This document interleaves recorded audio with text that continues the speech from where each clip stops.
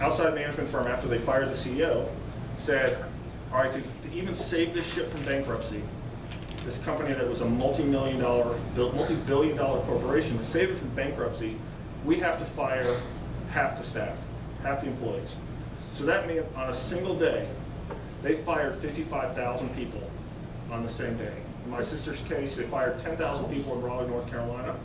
And the smart folks went out and found jobs the next day making less than half of their previous salary. The not as, well, I don't want to say smart about my sister, that sounds mean, but those who didn't act as fast found themselves even finding worse jobs. All because somebody she never met made a horrible decision. So I want you guys to be in the decision-making role. Because if you make good decisions, work hard, and have good knowledge, you dramatically reduce your risk. And these things, then this random element, this will still exist. The randomness still exists, but you can't do anything about it. So it shouldn't be part of your decision-making process. And so what this means, and this is where I come back to the data point, is entrepreneurs are extremely risk-tolerant, risk averse, but they're also, the other thing they're extremely high on is self-confidence. So if that hasn't come through my demeanor, it's true here. Whoops. They say, I'm better at making decision-making than, I think it was Bernie Evers, the CEO of WorldCom. I'm not going to let somebody else decide my fate or decide my professional fate. I want to be the person who's in the deciding role, or at least in the C-level of the organization where I can have a dramatic influence on it. And last but not least, to finish out this little rubric is rulemaking. And this is why, and we see it right now in the presidential race, and you saw it in the mayoral race, what do you do after you've been wildly successful in business? Well, you want to become the person who makes the rules. So why in the world would a Donald Trump or what's Bloomberg's first name? I can't remember. Michael Bloomberg, why in the world do these multi-billionaires want to get into government? Because it's the most dramatic way to reduce risk. You are now changing the rules. And so the analogy I often use is basketball. So if Judy and I were to play basketball, just by looking at the two of us, who do you think would have the advantage in basketball? Probably me. Right? But what if Judy had the power to change the rules, instead of have the basket up here, to have the basket down there? So, with my cricket bag, and so she's going to say, you know what, the basket's down here, and we're going to play this game only in high heels. Okay, so she makes the rules, completely change the game. Do you agree? I agree. If we change the rules to put the basket down here and require high heels, I would bet on her over me, and that would be a safe bet. Though it might be illegal. You look cute in high heels. Yeah. Yeah. So if you think it on a business scale, that's why business leaders are often drawn to politics, because wow, that level of power is quite attractive. So this is how entrepreneurs view risk, and this is why entrepreneurs are willing, back to my earlier slide, are willing to leave, because they're effectual thinkers versus causal thinkers. They're willing to bounce around, and why the U.S. military makes for good entrepreneurs. So before I leave this, any questions, comments on this? Because I get how many people would agree, or willing to say I agree with this? I agree. All right. When I did the same show of hands with the freshman class at Cornell, I got less than half the class. So But I have a question for you. So are entrepreneurs, given this, do you think that they are trained and coached to be entrepreneurial, or is it innate? I think it can be trained. I didn't hear the answer. So the question was, is entrepreneurship innate or is it trained? And I think the answer is it's something you can train. But the answer, I just absolutely disagree. I'll tell you, here's my corollary. What the hardest thing to train is actually work ethic. And so sometimes those two cross paths. So I can't train work ethic, but I can teach you how to be a good entrepreneur and put that work ethic in the right direction. So one thing I do see is people who have great work ethic going in the wrong direction. And so with some guidance, if I can point them in the right direction, they can become great entrepreneurs. What does innate mean? That you were born with it versus you can learn it. But you're not born with it.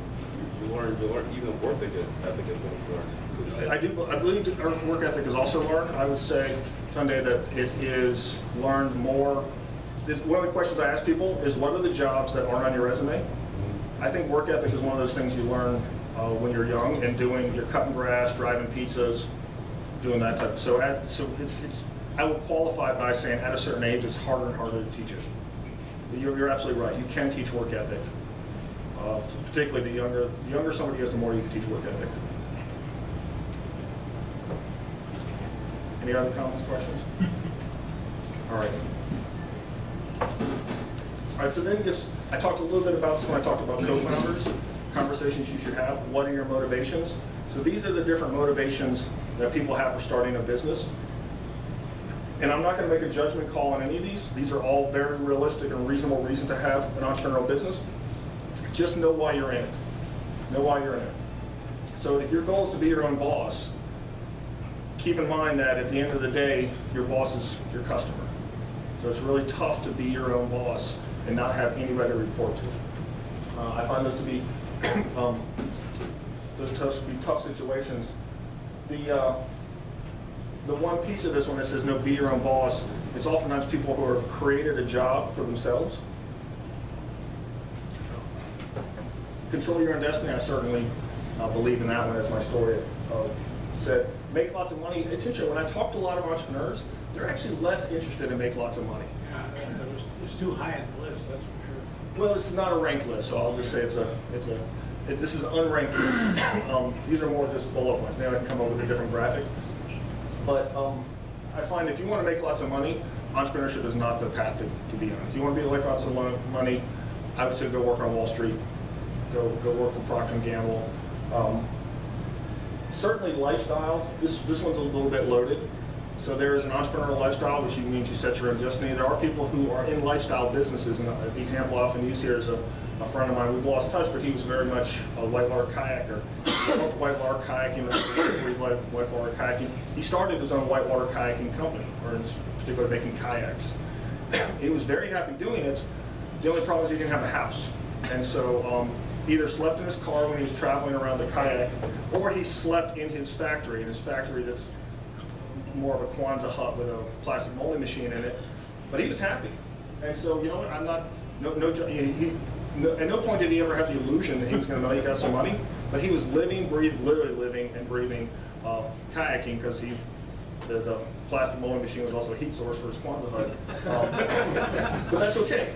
He went in clear knowing that that's what he was going to do.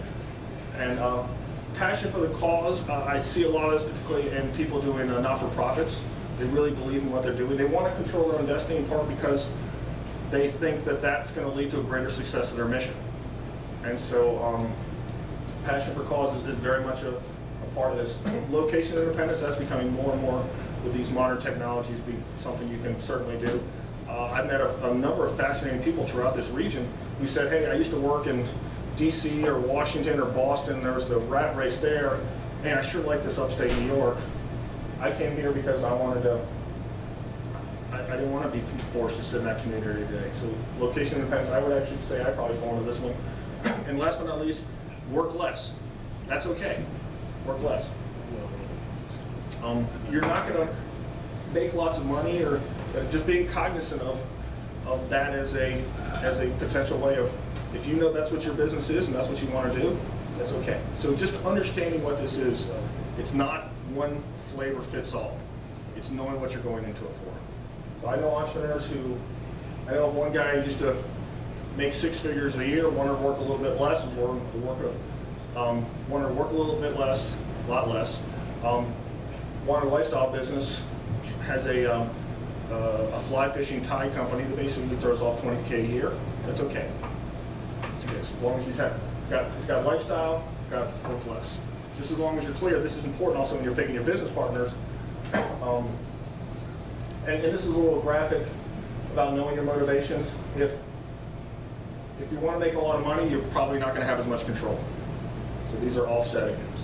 So these very fast-growing businesses oftentimes require lots of capital, lots of investors, lots of banks, lots of customers. So if you want a whole lot of control, you're probably not going to have a whole lot of money. So my friend doing the fly fishing over here, doesn't answer anybody. Doesn't make a lot of money, doesn't answer anybody, but has a lot of control. So I think these are offsetting. So then the next question I got is, well, Brian, what core skills should I be maybe I'm not quite ready. What are some things I can do to develop some core skills so that I can get out there. And this is once again a non-ranked list, but the first and foremost is sales. Right? The thing that you're going to start with is your customer. Who's your customer? You've got to be able to go out there and engage with them. And I would say this isn't, and it'll be the next slide, it's really understanding who your customer is, and you're always selling. There's not the second point is there's not a single company I know that of any level of success that's a company of one. So even Oprah puts her name on the company building, she's got hundreds of people working for her. So people and project management, keeping things on track. And last but not least, if you don't know what else to do, find an accounting class. Find Accounting 101. Accounting is a language unto its own. If you're in business, you want to learn that language. So I would say if you're going to go work in France, you're going to want to learn French.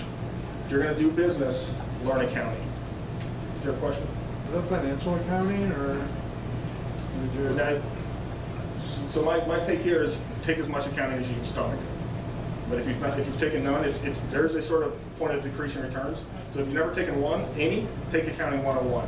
Because there's a key difference in the way personal accounting is done and business accounting is done. And I don't want to turn this into an accounting lesson, but there's a term called GAAP, which stands for Generally Accepted Accounting Principles. And so this is very different than how you keep your checkbook and do your taxes.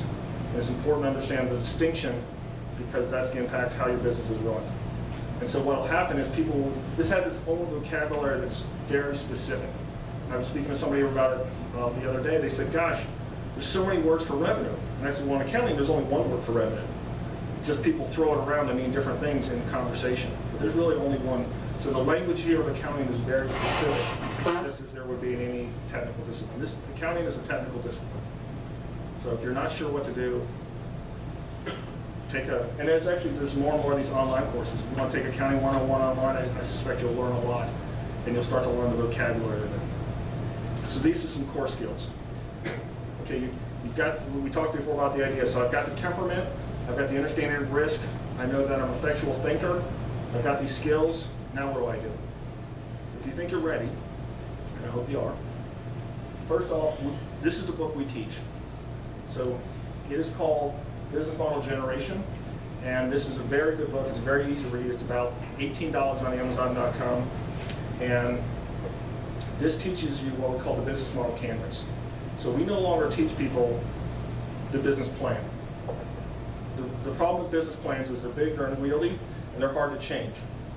And what we find is most of the good businesses have a lot of change. And so this technique, which is actually, interestingly enough, developed for innovation inside large companies, has been widely adopted by the entrepreneurial community as the go-to tool. And so these guys create this tool. If you buy this book, read up to page 44. Now that sounds daunting, but there's a lot of pictures, a lot of imagery, and actually read it very carefully and slowly because there's some key points that they make. And maybe at a future one of these events, I'll walk you through the concepts here. But I'll tell you, this is the first and primary concept, and also my last slide, which is be customer focused. And so what I often hear folks saying is this latter thing. So you do want to make what your customer wants to buy. You don't want to try to sell what you want to make. And so the way that manifests itself when I speak to entrepreneurs is they say, well, what I want to do is blank. So if you open with what I want to do is, that means you haven't talked to your customers. So if you think you're ready, you've got the skills, you've got the temperament, go out and talk to potential customers about what you're doing and let them guide you as to what their needs are. And so if you say, what my customer wants to do, problem I solve for my customer, the need I fill for them, if you're customer focused, you'll be in a much better place than what I want to do, what I think, what I believe. Those are traps. So that is my last slide. Before we turn it over to an open mic, any questions? I do have a question, Brad. So what do you do if you're an entrepreneur and you're trying to, you're anticipating where the market's going to be and you're too early? Like you know there's a need, you've tested the need, you've gone and you've talked to potential customers, they're like, yep, we could use your product, but in your heart you could think, I don't know if there's enough business out there just yet, but it's growing. So what's your advice on that? So what I've said, the analogy I've seen for this oftentimes is there's a big market that's off in the future, And so what I challenge entrepreneurs to do is look for the near-term market that has some value, that is smaller, but you can get into quicker. And I'll tell you a quick story about a company I know. So this company is called Zetros. And Zetros makes an ultrasonic sensor that puts out very low pulses of ultrasonic wavelengths that can reduce pain if worn over long periods of time. So ultrasonic pain reduction is something that's done in a hospital setting, short period of time, high intensity bursts. There's a long period of time, low intensity bursts. Kristen has one. She's wearing it. Is that Not right? yet. Yes, I'm not wearing it right now, but I have one, yes. Okay, good. So I'll tell you the origin of Zetros. And so this is interesting. I had a conversation with the founders as I was walking to hockey one night. And so they were faced with the same dilemma. We're ahead of the market. And in their case, there was both an awareness ahead of the market and a regulatory hurdle. And the regulatory hurdle for exterior medical devices is way lower than internal, but there's still a regulatory hurdle. So they said, Brad, what are we going to do? Like, we've got this big, we're going to have to fund the business for this period of time till we get to this other point. And so I said, well, what does it solve? Like, who are some of your customers who are going to be interested in this? And they're like, well, you know, it's really good for athletes. It's really good for people who are aging. I mean, the aging market's huge for us. It told me a couple other analogies. I'm like, all right, come back to that athlete thing. I said, who are some athletes that you could sell to in an unregulated market? And you want to speculate a guess on an unregulated market of athletes? College? No, think more creative than that. X sports? Exports, X Games. So in all these, so this is actually where I challenge you to be creative in the paradigm. You're all still thinking about humans. I was gonna say horses. Horses. Yeah, I was gonna say horses. That's right. So where they went was the horse market. And so one of the things they found with the horse, completely unregulated. Like, this sounds terrible. You can almost do anything you want to a horse, including shoot it in the head in the middle of the field. I'm not saying you should do that, but that does happen. Right? So what they did is they took this technology they had developed and they said, okay, how could we use it for horses? Smaller market, dramatically smaller market, but it doesn't have that regulatory hurdle. The other thing they found is the horse market people, not that price sensitive. And if you guys ever go to Saratoga Springs during the summertime, there's the airport full of private jets. Next to the airport full of private jets is the private jets for the horses. There are people who have private jets for horses. They are not price sensitive. The other thing is they're still developing the technology to miniaturize it. The horse people don't care about miniaturization. I mean, you can slap something the size of a lunchbox on the side of a horse. The horse doesn't care. And so they developed a special version of this product.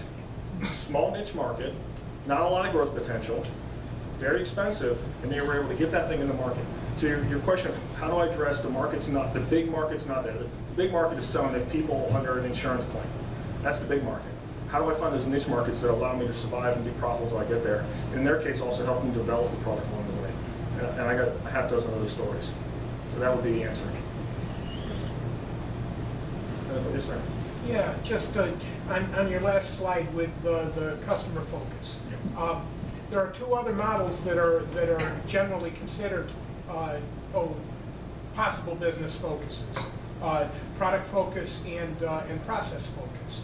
Are you saying that specifically customer focus is the appropriate model for an entrepreneurial stage company, or and just to give an example, say of a product focused company, the old Hewlett-Packard and 3M, whose business is actually not looking at what are people looking for, but it's what can we make? What is going to be, how can we keep at the leading edge of the curve in producing things that nobody else can produce? And then we'll find the market for it. Something that people don't know they need? Well, there have been people who invented things that people didn't know they need, but oftentimes they were solving a problem, so they were out in the market. So maybe I'll address the problem another way. Okay. And particularly around products. One of the things that's happened now with products is it's become dramatically cheaper to build prototypes. So in the case of this, let's say you had a new product idea, between 3D printing and laser etching and a lot of these really new modern technologies, you can start making inexpensive mock-ups and put them in customers' hands, where it used to be you'd have to spend thousands of dollars. So the caveat to this is, hey, listen, if you can get up and running for not a lot of money and test things with people, it's not a horrible plan. In a way, that's a form of customer development. But what I would hate for you to do is spend $10,000 on a production